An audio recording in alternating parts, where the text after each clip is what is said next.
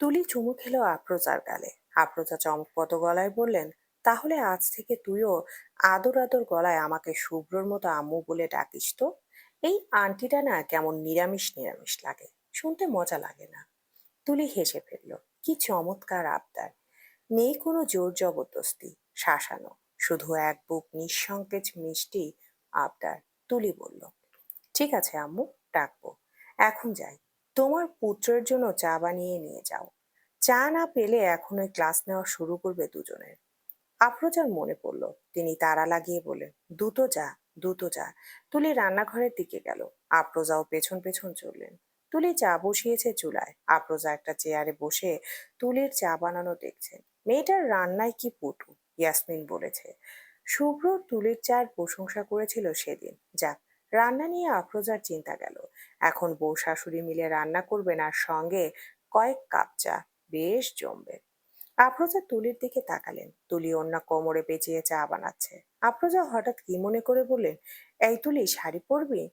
হঠাৎ প্রশ্নে তুলি ভ্যাবাচাকা খেয়ে গেল। তুলির মনে পড়ল, এই নিয়ে দুবার সে শাড়ির কুচি বেজে শুভ্রর গায়ের উপর পড়েছে। ভাগ্যিস শুভ্র ধরে ফেলেছে দুবারই দুবার, নইলে হাত পা ভেঙে কি লজ্জার কাণ্ড ঘটতো। তুলি নিজেকে সামলে বলল, আমি শালি সামলাতে পারি না আম্মু, বারবার কুচি বেজে পড়ে যায়। আফরোজা শুনলেন না, বরং তুলির হাত ধরে টেনে নিজের ঘরে নিয়ে যেতে যেতে বললেন, কিচ্ছু হবে না, আমি সুন্দর করে শিখিয়ে দেব কিভাবে শাড়ি পরতে হয়। একবার শিখিয়ে দিলে আর কুচি পায়ে লাগবে না। তুলি মৃদু হাসলো। আফরোজা শাড়ি আর দুই কাপড় আনলেন। তুলি বলল, কিন্তু চা? কিছু হবে না, বলো কাসু, ততক্ষণে তো শাড়ি পরা হয়ে যাবে। শুভ্র কিন্তু শাড়ি খুব পছন্দ করে জানিস। তুলি লজ্জা পেল। আবার শাড়ি গায়ে শুভ্রর সামনে যাবে? ইস, লজ্জায় এক্ষুনি তুলির হাত পা ঠান্ডা হয়ে যাচ্ছে। শুভ্রর সামনে দাঁড়াবে কি করে? আফরোজার কথা মতো তুলি চা বানালো শুভ্রর জন্য। চা কাপে ঢেলে নিয়ে যাবে, হঠাৎ আফরোজা থামালেন, বললেন, তুলি দাঁড়াতো, তোর মধ্যে কিছু একটা মিসিং, আমি বুঝতে পারছি কি।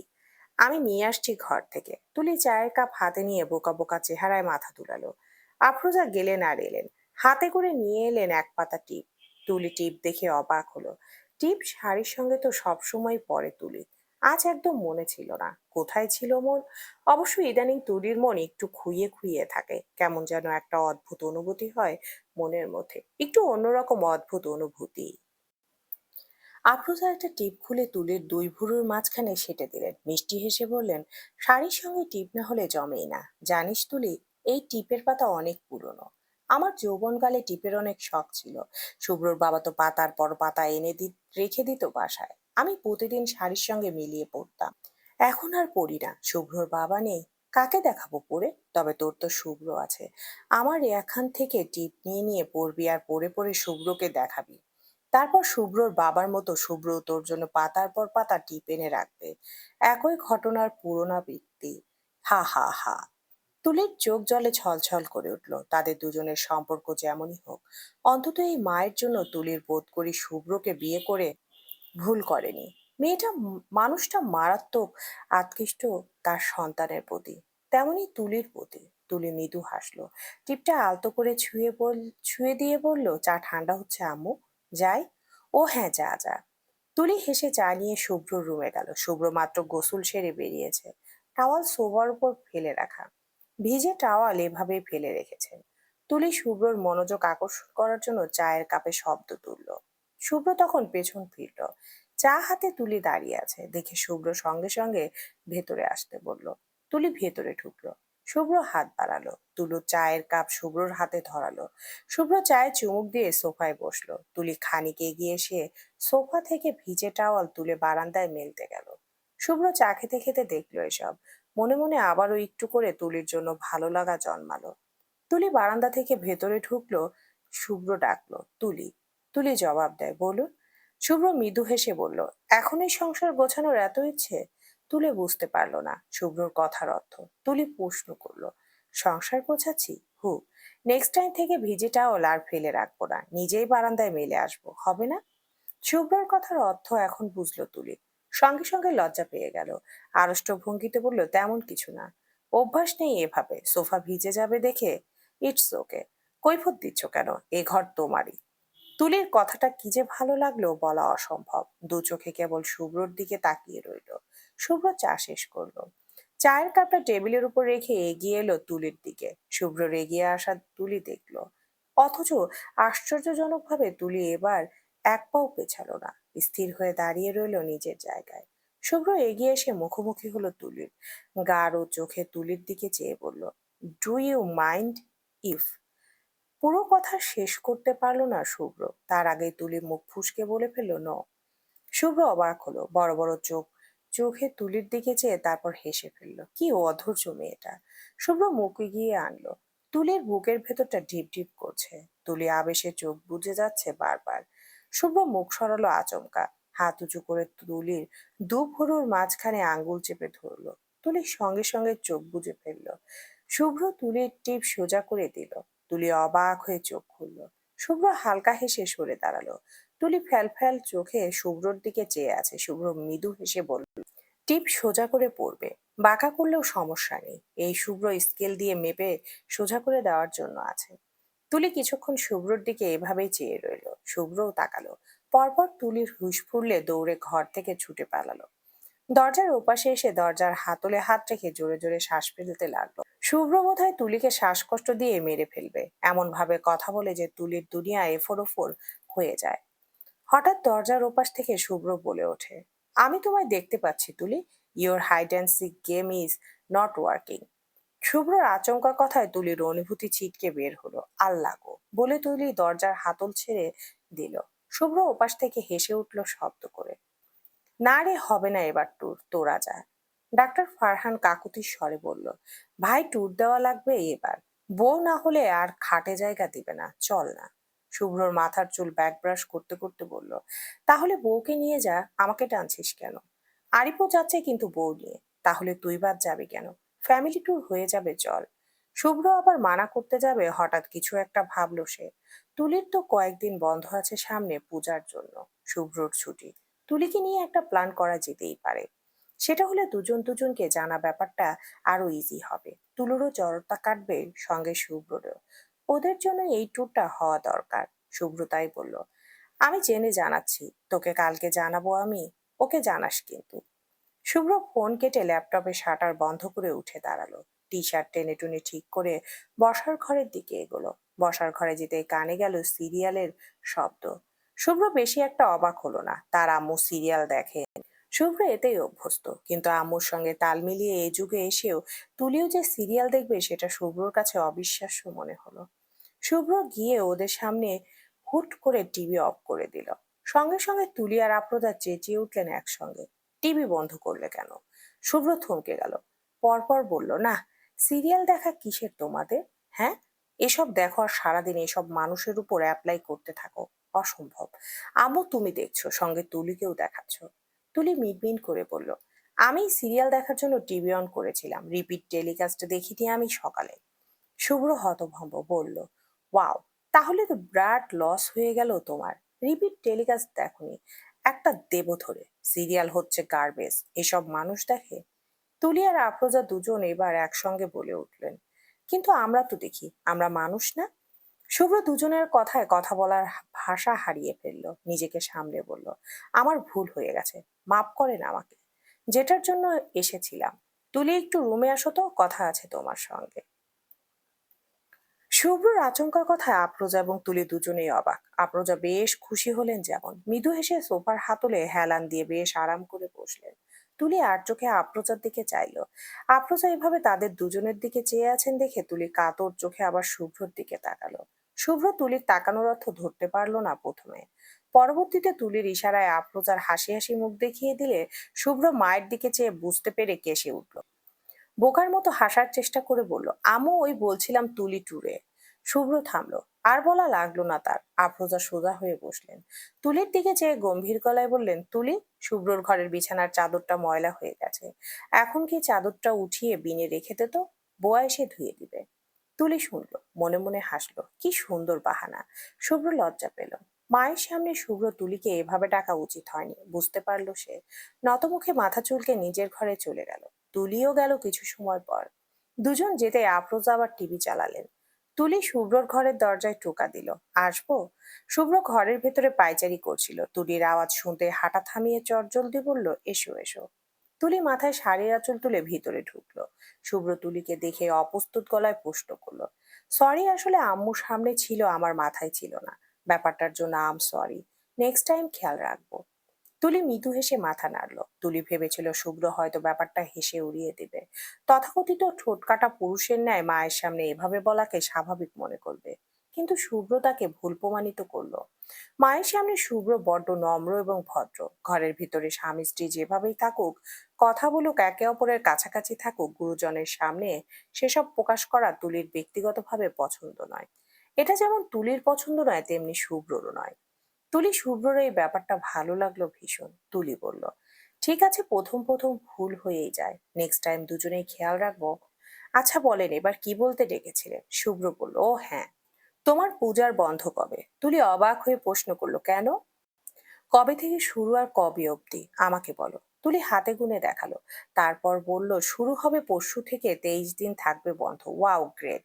শুভ্রকে খুশি হতে দেখা গেল ভীষণ। সব কেটে কুটে হাতে কমপক্ষে 20 দিন তো থাকবে। ঘুরতে সর্বোচ্চ লাগবে 1 সপ্তাহ। বাকিটা সময় তুলি পড়াশোনায় দিতে পারবে। আর শুভ্রর ছুটি মাত্র 10 দিন। সব মিলিয়ে ট্যুর পরিকল্পনা করা যেতেই পারে। শুভ্র এবার তার কথা তুলল, তুলি কোথাও বেড়াতে যেতে চাও এই বন্ধে? আমার একা আমার সঙ্গে? তুলি রীতিমতো চোখ বড় বড় করে চাইলো। শুভ্রর কথা বুঝতে তার বেশ সময় লেগে গেল। যখন বুঝলো, লজ্জায় মিইয়ে গেল। বিয়ের পর তাদের এভাবে ঘুরতে যাওয়া কি হানিমুন বলে আখ্যায়িত করবে তুলি? তুলি উত্তর করলো না, মাটির দিকে চেয়ে স্থির দাঁড়িয়ে রইল। শুভ্র বুঝতে পারলো না তুলির মতিগতি। শুভ্র ধীর পায়ে 2 কদম এগিয়ে এসে বলল, কি তুলি, যেতে চাও না আমার সঙ্গে? তুলি অন্যদিকে চাইলো। বুকটা আবার ঢিপ ঢিপ করছে। মনে হচ্ছে লজ্জায় কান দিয়ে গরম ধোঁয়া বের হচ্ছে। তুলি অন্য পাশে মুখ ঘুরিয়ে নিয়ে আস্তে করে বলল, যাব। শুভ্র তুলির সম্মতি শুনে খুব বেশি খুশি হয়েছে। শুভ্র বলল, আমার বন্ধুরাও যাবে আমাদের সঙ্গে, তাদের ওয়াইফ নিয়ে। ওরা ওদের মতো ঘুরবে, আমরা আমাদের মতো, বাট যাবো একসঙ্গে। তুমি কমফোর্ট ফিল করবে। এই যে শুভ্র, আমরা আমাদের, এই শব্দগুলো বারবার ব্যবহার করছে। তুলির কানে যেন এই শব্দগুলো মধু ছিটাচ্ছে। কানে যে কি আরাম লাগছে বলা অসম্ভব। তুলি আড়ষ্ট ভঙ্গিতে বলল, আমার সমস্যা নেই, কিন্তু মা রাজি হবেন না এভাবে উঠিয়ে দেওয়ার আগে এভাবে ঘুরতে যাওয়া। শুভ্র মাথা দুলালো, সেটাও এক কথা। আচ্ছা, আমি দেখছি। আন্টি, সরি, মায়ের নাম্বার তোমার মুখস্থ আছে? আমাকে বলো তো, আমি দেখি পারমিশন পাই কিনা। শুভ্র যেভাবে বলল, তুলির মনে হলো শুভ্র কোনো ছোট বাচ্চা সঙ্গে করে নিয়ে যাচ্ছে। তার পারমিশন নিতে বাচ্চার অভিভাবকের কাছে ফোন দেওয়া হচ্ছে। তুলি হেসে ফেলল। শুভ্রর হাসির শব্দে তাকালে তুলি সঙ্গে সঙ্গে হাসি থামিয়ে ফেলল। শুভ্র ভুরু কুচকে বলল, নাম্বার। তুলি নাম্বার বলল। শুভ্র কল দিয়ে কানে ফোন ধরলো। ওপাশ থেকে ইয়াসমিন কল রিসিভ করলে শুভ্র সালাম দিল। ইয়াসমিন শুভ্র কল দিয়েছে শুনে গদগদ হয়ে সালামের জবাব দিলেন। শুভ্র বলল, আন্ট, মা, একটা কথা ছিল আপনার সঙ্গে, বলবো? হ্যাঁ বলো শুভ্র।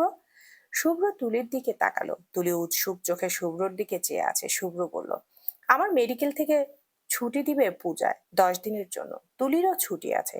ভাবছিলাম আমরা দুজন একটু ঘুরে আসি কোথাও থেকে, যদি আপনি অনুমতি দেন। স্বয়ং শুভ্র কল দিয়ে বলছে যাবে। ইয়াসমিন দ্বিধায় পড়ে গেলেন। এভাবে উঠিয়ে দেওয়ার আগে মেয়েকে ঘুরতে যেতে দেওয়া ভালো হবে? ইয়াসমিন বললেন, আমি একবার তুলির বাবার সঙ্গে কথা বলে তোমাকে জানাচ্ছি শুভ্র। ওকে মা, রাখি। ওকে বাবা, রাখো। শুভ্র সালাম দিয়ে ফোন কাটলো। শুভ্র তুলির দিকে চেয়ে ভুরু নাচিয়ে বলল, কি মনে হয় আঁকতে বাবা দিবেন? তুলি শুভ্রর বাবার বাবা মা এইসব কথার মধ্যে আটকে যাওয়া দেখে হেসে ফেলে বলল, কষ্ট হচ্ছে না বাবা মা ডাকতে? শুভ্র হাসলো বোকার মতো, মাথা চুলকে বলল, সেরকম কিছু না, প্রথম প্রথম অভ্যাস নেই, ধীরে ধীরে ঠিক হয়ে যাবে। জানি, ট্রাই করছেন দেখে আমার ভালো লাগছে। শুভ্র হালকা হাসলো। মিনিট পরেই শুভ্রর ফোনে কল দিলেন ইয়াসমিন। শুভ্র তাৎক্ষণিক কল রিসিভ করে সালাম করলো। ইয়াসমিন বললেন, তোমরা কতদিনের জন্য যাবে শুভ্র? 1 সপ্তাহ। আচ্ছা, যাও তাহলে। খেয়াল রাখবে দুজনে। কবে যাচ্ছ? পরশু। আচ্ছা।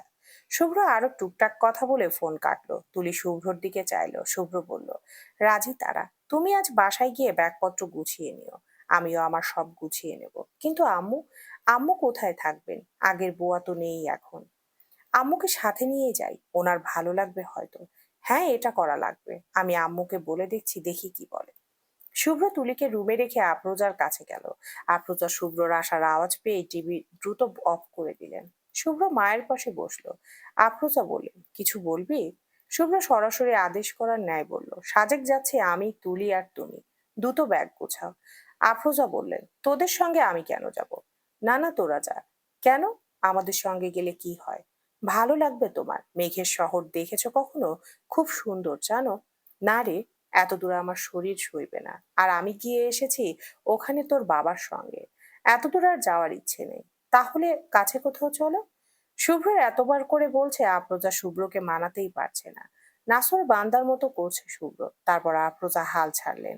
শুভ্রর চুলে হাত বুলিয়ে বললেন, শোন শুভ্র, এটা তোর আর তুলির একসঙ্গে কোথাও ঘুরতে যাওয়া। এই যাওয়াটা তোদের এখন কাজে লাগানো দরকার। দুজন দুজনকে বুঝবি, জানবি, চেনা জানা হবে। এটাই তো দরকার এখন।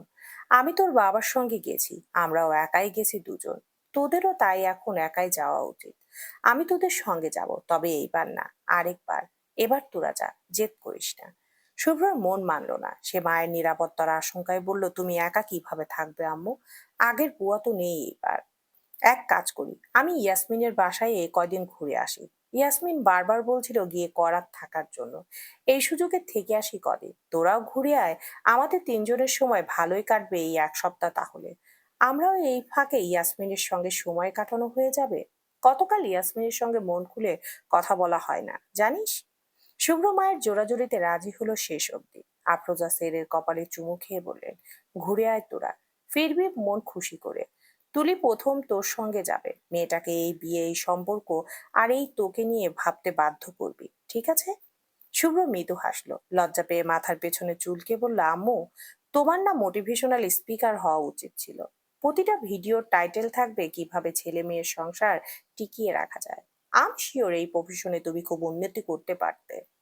আফরোজা বাচ্চাদের ন্যায় হাসলেন। ছেলের হাতে হাত রেখে বললেন, ছেলেরা যদি সংসারে পটু না হয় তবে মায়েদের স্পিকারই হতে হয়। যা তো এবার, দুটো ব্যাগ গুছিয়ে নে। তুলি বড্ড ঘুম কাতুরে। বেশি রাত জাগা তুলির পক্ষে কোনোদিন সম্ভব হয়নি। তুলি হচ্ছে ভোরের পাখি, পড়াশোনা যা করার সব সকালেই করে। রাত মানে তুলির কোলবালিশ নিয়ে আরাম করে ঘুম। গতকাল শুভ্রদের বাসা থেকে ফেরার পর আর আধা ঘন্টাও চোখ খুলে রাখতে পারেনি তুলি।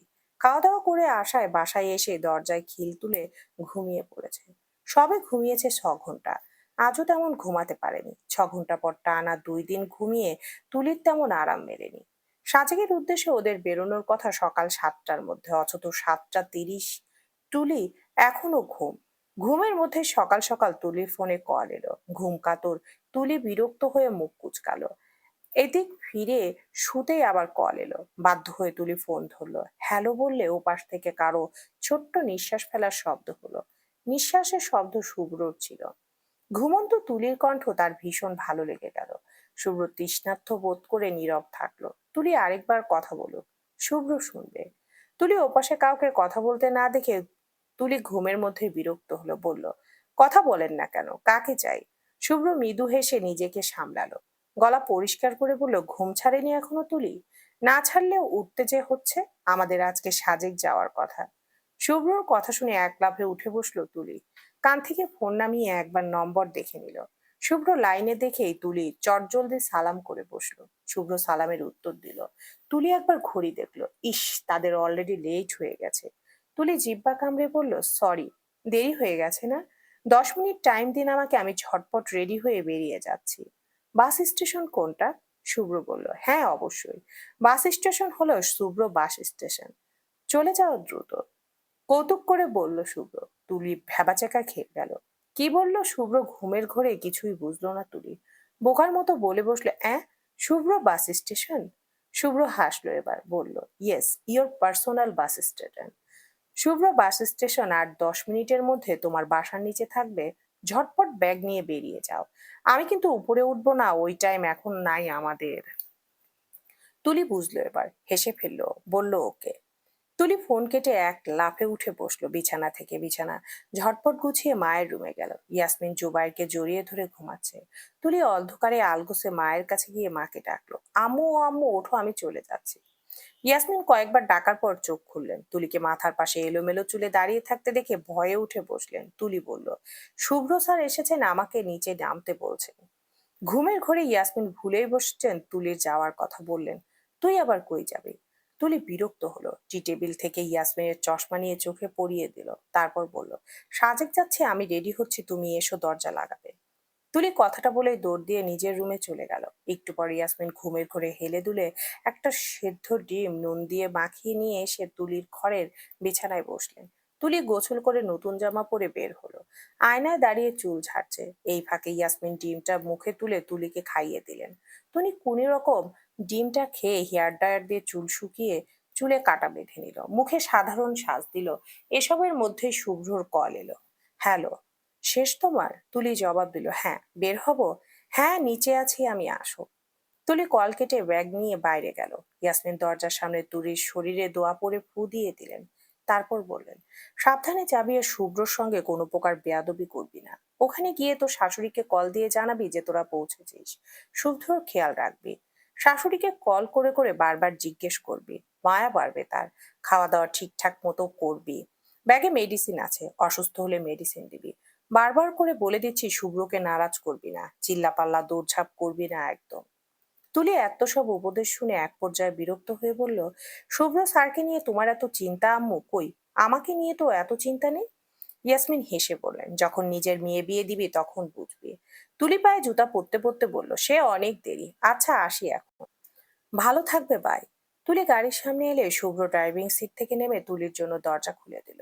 শুভ্রর এই ছোট্ট কাজে তুলি খুশি হলো ভীষণ। মৃদু হেসে গাড়িতে উঠলো।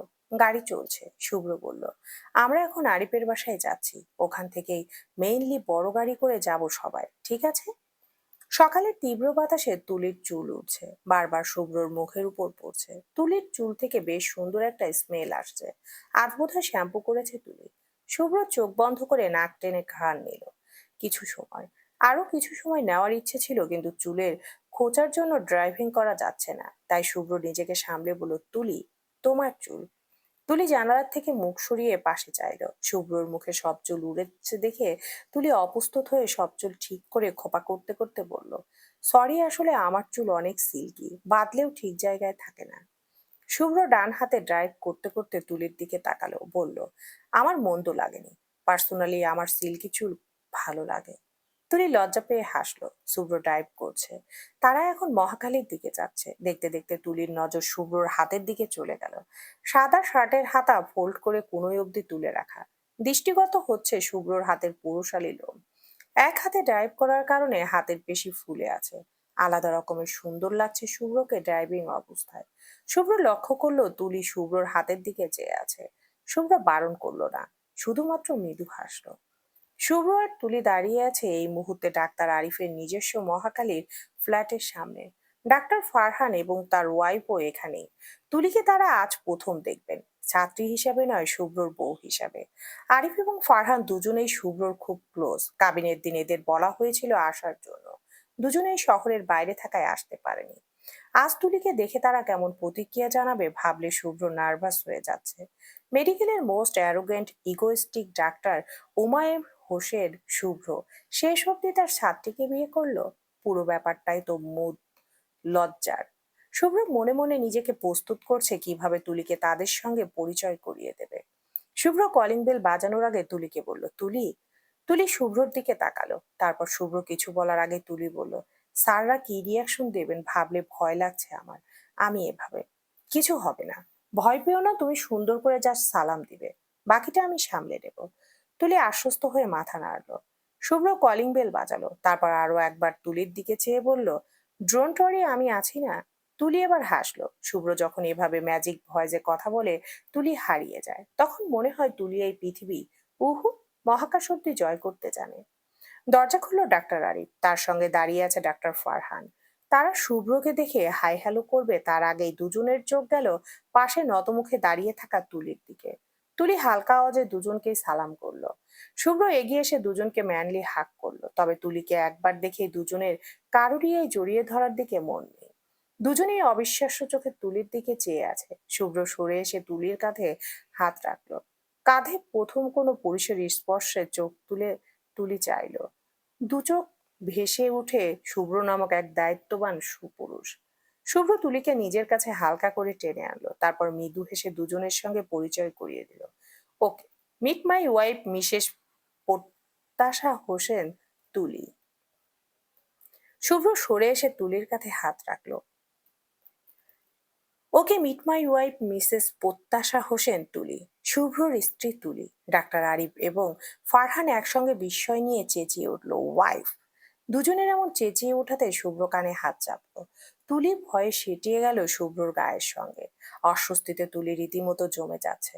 শুভ্র কান থেকে হাত নামালো, তারপর দুজনের উদ্দেশ্যে বলল, আগে ঘরে ঢুকি, ডিটেলস পরে বলি, রিয়াকশন তখন দেখাস। শুভ্র তুলি এত সময় ধরে বাইরে দাঁড়িয়ে আছে দেখে দুজনেরই হুঁশ ফিরল। আরিফ দরজার সামনে থেকে সরে দ্রুত বলল, ও হ্যাঁ, ভেতরে আয়। তুলি, তুমিও ভেতরে আসো। শুভ্র তুলিকে আগে দিল। তুলি ঘরে ঢুকলে আরিফের স্ত্রী মহু এগিয়ে আসলো। তুলি সালাম করলো তাকে। মহুও ডাক্তার, তবে অন্য মেডিকেলে। তুলিকে দেখে তবুও কিভাবে যেন মহু চিনে ফেললো। কিছু ভেবে বলল, তুমি আরিফের মেডিকেলের স্টুডেন্ট? তোমাকে মেডিকেলে দেখেছি আমি, চাইল্ড বার্থের উপরে প্রেজেন্টেশন দিচ্ছিলে, রাইট? তুলি মাথা নেড়ে হ্যাঁ বলল। অথচ তুলির মনে পড়ছে না সে মেহু ম্যাডামকে তাদের মেডিকেলে কখনো দেখেছে কিনা। আরিফ শুভ্রর পাশে সোফায় বসে মহুকে বলল, মহু শুভ্রর ওয়াইফও, আর আমাদের স্টুডেন্ট অলসো, তাই না শুভ্র? শুভ্র আরিফের টিটকারি শুনে বিরক্তি চোখে তার দিকে তাকালো। ছেলেটা এমনিতেই ছোট থেকে ছোট ছোট বিষয় নিয়ে শুভ্রকে টিটকারি করে, আর এখন পেয়েছে জলজান্ত বিষয়, টিটকারি আবার করবে না? মহু প্রথমে অবাক হয়েছে, পরপরই মৃদু হেসে তুলির বাহুতে হাত রেখে আরিফকে বলল, স্টুডেন্ট, এটা তো রসিয়ে বলার কি আছে আরিফ? তুমিও না, এত সুন্দর মেয়ে বিয়ের আগে দেখলে তুমিও লাফাতে। আরিফ ভ্যাবাচাকা খেয়ে বলল, মহু, আমাদের রিলেশন করে বিয়ে, ভুলে গেছো? বিয়ের আগেও তো কোনো সুযোগই দিলে না, আবার লাফানো। মহু মুখ ভেঙ্গালো, চোখ পাকিয়ে বলল, চান্স পেলে টাঙ্কি মারতে, ছি! শোধরাবে তো না তুমি? পুরো ব্যাপারটা আরিফের স্রোতের উল্টো দিকে যাচ্ছে দেখে আরিফ কথা থামালো, টপিক পাল্টে বলল, শুভ্র, তুই অনেক টায়ার্ড, ক্ষুধাও লেগেছে না? মহু, চটজলদি নাস্তা দাও তো আমাদের, সঙ্গে গরম গরম চা, চা খেয়ে বেরিয়ে যাব আমরা। মহু আর দেরি করে না, তুলিকে ভেতরে নিয়ে যায়। মহিলারা যেতেই আরিফ এবার পুরোপুরি ঘুরে বসলো শুভ্রর দিকে। শুভ্র বাঁকা চোখে আরিফের পাল্টি খাওয়া দেখলো। আরিফ নিজেকে প্রস্তুত করলো, তারপর গম্ভীর স্বরে বলল, কাহিনী কি ঝাড়? তুলি আর তুই কিভাবে কি রিলেশন করে বিয়ে, আমাকে বলবি না? তুই ওরকম ছেলেই না, আমি জানি। ফারহানও ওইদিকে উৎসুক চোখে শুভ্রর দিকে চেয়ে আছে। শুভ্র তারপর দুজনকে পুরো কাহিনী শোনালো। সব শুনে ফারহান বলল, তুলি মেনে নিয়েছে তোকে? শুভ্র উত্তর দিল, বোধহয় ট্রাই করছে। আর তুই? আরিফের প্রশ্নে শুভ্র থামলো, পরপর ছোট্ট করে নিঃশ্বাস নিয়ে বলল, চেষ্টা করছি। আই থিংক আমার ওকে ভালোই লাগে, she is a mature girl, চিন্তা ভাবনা একদম আমার মতো। আর সবচেয়ে বড় কথা হচ্ছে, তুলি আম্মুর সাথে খুবই ফ্রেন্ডলি। আম্মু তুলির সংস্পর্শে ভালো থাকে, যেমনটা আমি সবসময় চেয়ে এসেছি। বিয়ে নিয়ে আমি সবসময় ভয় পেতাম, জানিস? সবসময় চিন্তা থাকতো যে মেয়ে আসবে, আম্মুকে আমার মতো ভালোবাসবে কিনা। But now I am satisfied. তুলি সব দিকেই আমার কাছে বেস্ট লেগেছে, বাকিটা এখন ভাগ্য। সব শুনে আরিফ এবং ফারহানকে নিশ্চিত হতে দেখা গেল। ফারহান বলল, এই ট্যুরটা তোদের জন্য খুব কাজে দিবে, ভালো করেছিস তুলিকে নিয়ে যাচ্ছিস সাথে, তোদের ফার্স্ট আনিমনও ছেড়ে গেল বেটা। শুভ্র হালকা হাসলো। ওদের কথা বলার ফাঁকে আরিফকে রান্নাঘর থেকে ডাকলো মহু। আরিফ উঠে নাস্তা রান্নাঘর থেকে এনে টেবিলে সাজালো। সবাই মিলে নাস্তা শেষ করে বেরিয়ে গেল বাস স্টেশনের উদ্দেশ্যে। আরিফ টিকিট আনতে গেছে সবার জন্য। শান্তি পরিবহন বাস থেকে ঢাকা করে খাগড়াছড়ি যাবে। একমাত্র এই বাসে খাগড়াছড়ির দীঘানালা অবধি যাবে। তাই তারা এই বাসে ঠিক করেছে সাজেক যাওয়ার জন্য। শুভ্র এই ফাঁকে তুলিকে জিজ্ঞাসা করলো কিছু কিনবে বাসে খাওয়ার জন্য। তুলি আশেপাশে একবার দেখে বলল, আচার পাওয়া যাবে এখানে? শুভ্র একবার আশেপাশের দোকান দেখে বলল, আমি দেখি পাই কিনা, তুমি মহুর সঙ্গে দাঁড়াও। শুভ্র তুলিকে মহুর পাশে দাঁড় করিয়ে রেখে আচার খুঁজতে গেল। মহু জিজ্ঞেস করলো তুলিকে, শুভ্র আবার কোথায় যাচ্ছে? আচার কিনতে। কে খাবে? তুমি? তুলি স্বাভাবিকভাবে মাথা নাড়ল। মহু হালকা হেসে বলল, আমার কাছে আছে, আবার আনাতে গেলে কেন? আচার তো আমার কাছে কয়েক মাস থেকেই সব সময় থাকে। কেন ম্যাডাম, আপনি এত আচার পছন্দ করেন? তুলি অবাক হয়ে প্রশ্ন করলো। মহু মৃদু হাসলো, পেটে হালকা করে হাত বুলিয়ে বলল, ইনি আসার পর থেকে রোজ খাওয়ান আমাকে। আচার খেলে বমি কম হয়, তাই আরিফ কয়েক ধরনের আচার এনে রাখে বাসায়। তুলি খানিক বিস্মিত হলো, বলল, আপনি প্রেগনেন্ট অবস্থায় এত দূর যাচ্ছেন, সমস্যা হবে না? উহু, বরং আবার মাইন্ড ফ্রেশ হবে। কদিন ধরে মনে হচ্ছে আমি মেন্টালি খুব উইক হয়ে যাচ্ছি, অযথা চেঁচাচ্ছি। আরিফের সঙ্গে কয়েকবার খারাপ ব্যবহার করলাম। ও কিছু বলে না আমাকে, কিন্তু আমি বুঝতে পারছি আমার ফ্রেশ হওয়া দরকার। ডেইলি লাইফের এমন ঝুট ঝামেলা থেকে কদিন রেহাই দরকার। তাই তো ভাবলাম ঘুরে আসি। তুলি অবাক হয়, মানুষটার কি ধৈর্য! এমন একটা অবস্থায় এভাবে দিব্যি ঘুরে বেড়াচ্ছেন। তুলি হলে বিছানায় ল্যাদ খেয়ে পড়ে থাকতো, নিজে যন্ত্রণায় ভুগতো, আশেপাশের সবাইকেও জ্বালিয়ে মারতো। তুলি হালকা হাসলো। এর মধ্যে শুভ্র এসেছে, হাতে পলিথিন। আচারের সঙ্গে আরো হাবিজাবির চকলেটস আর চিপস কিনে এনেছে। আরিফও এর মধ্যে টিকিট কিনে এনেছে। বাদ ছেড়েছে কিছুক্ষণ হয়েছে। মহুর শরীর খারাপ লাগছে। আরিফের কাঁধে মাথা হেলিয়ে দিয়ে শুয়ে আছে। ফারহানের কাঁধে মাথা হেলিয়ে বাইরের দিকে চেয়ে আছে দিয়া। তাদের দেখে তুলিরও ইচ্ছে করছে শুভ্রর কাঁধে মাথা রাখতে, কিন্তু সংকোচের কারণে হচ্ছে না। শুভ্র তো আগ বাড়িয়ে কিছু বলছে না। তুলি মেয়ে হয়, কিভাবে বলবে? সেই কখন থেকে ওরা দুজন চুপ করে বসে আছে বাসে। কেউ কি তাদের দেখে বলবে এরা সদ্য বিবাহিত কোনো কাপল? তুলি বিরক্ত হয়ে বাসের জানালায় মাথা ঠেকিয়ে বসে। বাস ক্রমাগত নড়ছে। তুলি তাই ঠিকঠাক মাথা রাখতে পারছে না, উল্টো ব্যথা পাচ্ছে। তুলি তাও রাগে মাথা সরালো না, ঠেকিয়ে রাখলো। শুভ্র ফোনে এতক্ষণ কাজ করছিল। এক পর্যায়ে তার চোখ গেল তুলির দিকে। তুলি ঘুমে পড়ে যাচ্ছে, তাও কষ্ট করে চোখ খুলে রেখেছে। কপালে কি ব্যথা লাগছে না তুলির? শুভ্রর বলতে ইচ্ছে হচ্ছে তুলি চাইলে শুভ্রর কাঁধে মাথা রাখতে পারে, কিন্তু লজ্জা আর সংকোচে বলতে পারছে না। তাও সে বলল, তুলি তুলি, এভাবে ঘুমিও না। কপাল ফুলে যাবে বাসের ধাক্কায়, রাস্তাটা বেশি ভালো না। তুলির ধ্যান ভাঙে, ঘুম থেকে উঠে বসে আবার সোজা হয়ে শুভ্রর দিকে চায়। ঘুমে চোখ মেলতে পারছে না তুলি। চোখ ঘুরিয়ে ঘুমানোর জায়গা খুঁজছে। শুভ্র বলল, কি দেখছো? তুলি লম্বা হামি তুলে বলল, ঘুমাবো কোথায় আমি? সিটটা পেছনে হেলানো যায় না আর? শুভ্র সিটটা হাত দিয়ে একবার দেখলো, তারপর বলল, না, আর যাবে না। তুলির তখন শুভ্রর মাথায় মারতে ইচ্ছে হলো, বলতে ইচ্ছে হলো, আপনার বুক আর কাঁধ থাকতে আমি কেন সিটে মাথা দিয়ে ঘুমাবো, কিন্তু বলতে পারলো না। তাদের সম্পর্ক ৮-১০টা স্বাভাবিক কাপলদের মতো নয়। তাই দুজনের কেউই চাইলে স্বাভাবিক কাপলদের মতো আচরণ করতে পারে না। তুলি দীর্ঘশ্বাস ফেললো, হাল ছেড়ে দিয়ে শেষমেশ সোজা সিটে হেলান দিয়ে ঘুমানোর চেষ্টা করলো। সিটে মাথা রেখে চোখ বুজলো। তবে বাসের ধাক্কায় বারবার মাথা পড়ে যাচ্ছে তুলির। শুভ্র সব দেখছে। একবার ফারহান আর আরিফকে দেখে তার খুব করে বলতে ইচ্ছে হচ্ছে তুলিকে নিজের কাঁধে মাথা রাখার কথা, কিন্তু গলায় যেন আজ কেউ পাথর বসিয়ে দিয়েছে। শুভ্র কথাই বলতে পারছে না ঠিকঠাক। সদ্য বিবাহিত স্ত্রী হিসেবে তুলি পাশে বসে আছে, হানিমুনে যাচ্ছে তারা। এই ব্যাপারটাই শুভ্রকে বারবার লজ্জা দিচ্ছে। তুলি ঘুমাতে পারছে না ভালো করে, তাই শুভ্র একসময় নিজেকে শক্ত করলো। কাচুমাচু হয়ে তুলিকে ডাকলো, তুলি, এই তুলি, ওঠো, আমার কাঁধে মাথা রেখে সব। এভাবে ঘুমালে ঘাড় ব্যথা করবে তো। তুলি কথা শুনে সঙ্গে সঙ্গে চোখ খুলে ফেলল। শুভ্র আচমকা চোখ খোলায় ভ্যাবাচাকা খেয়ে তাকালো তুলির দিকে। তুলির চোখের পলক দুবার ফেলে শুভ্রর দিকে চেয়ে থাকলো। আরেকবার বলুক সে। তুলি মরিয়া হয়ে ঝাঁপাবে তার কাঁধে। শুভ্র বুঝলো তুলি হয়তো শুনতে পারেনি, তাই শুভ্র গলা পরিষ্কার করে ধীমে আওয়াজে বলল, ঘুমাবে তুমি? এভাবে ঘুমালে ব্যথা পাবে। অস্বস্তি ফিল না করলে আমার কাঁধে মাথাটা রাখো। তুলি মৃদু হাসলো, লজ্জায় অবনত হয়ে হালকা স্বরে সরে এসে শুভ্রর হাত জড়িয়ে তার কাঁধে মাথা রাখলো পরম আবেশে। শুভ্রর গা এই প্রথম কোনো নারী স্পর্শ করলো, কাঁধে মাথা রাখলো। সেই নারীটা তার স্ত্রী। ব্যাপারটা কত সুন্দর। শুভ্রর হাত যত্ন নিয়ে তুলি চুলে মালিশ করলো। আরামে চোখ বুজলো তুলি। শুভ্র মৃদু আওয়াজে বলল, এবার নিশ্চিন্ত ঘুমাও, আই এম দেয়ার। তুলির কথাটা যে কি ভালো লাগলো। বোধ হলো শুভ্রর কাঁধে শক্ত করে মাথাটা চেপে রাখতে। তুলি একবার মাথা তুললো, তাকালো শুভ্রর দিকে। তুলি বলল, থ্যাঙ্কস সবকিছুর জন্য। শুভ্র হাসলো খানি।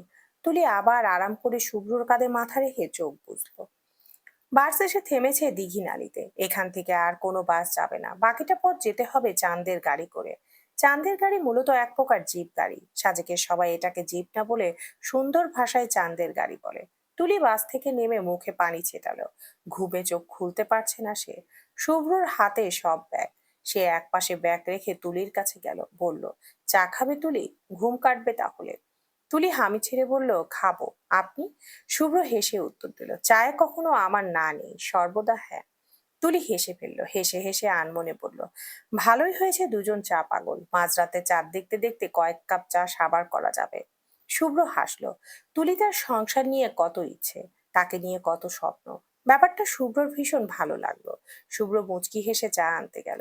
চা খেয়ে সবাই চাঁদের গাড়িতে চড়ে বসলো। ওদের 6 জনের জন্য একটাই চাঁদের গাড়ি লেগেছে, 6 সিটের 6 জন। সাজেকের পথটা বেশ বন্ধুর, বারবার তুলি গাড়ির ধাক্কায় শুভ্রর উপর পড়ে যাচ্ছে। ওড়না ঠিকঠাক জায়গায় থাকছে না, স্যারদের সামনে তুলি এক প্রকার নাস্তানাবুদ অবস্থা। শুভ্র হয়তো বুঝতে পারলো, ফিসফিস করে বলল, ওড়নায় পিন দিয়ে দাও, খুলবে না আর। তুলি তাই করলো। তুলি ঠিকঠাক বসতে পারছে না দেখে শুভ্র বাম হাতে তুলির কাঁধ ধরে নিজের সঙ্গে চেপে ধরেছে। তুলি শুভ্রর দিকে চেয়ে, শুভ্র নিরন্তর বসে গল্প করছে আরিফ ফারহানের সাথে, অথচ এখনো এক হাতে তুলিকে আগলে আছে। তুলি শুভ্রর যত্ন আরো একবার তার প্রতি ভালোবাসা জন্মালো। মানুষ হিসেবে কতটা অসাধারণ শুভ্র, সেটাকে শুভ্র কোনোদিন জানবে?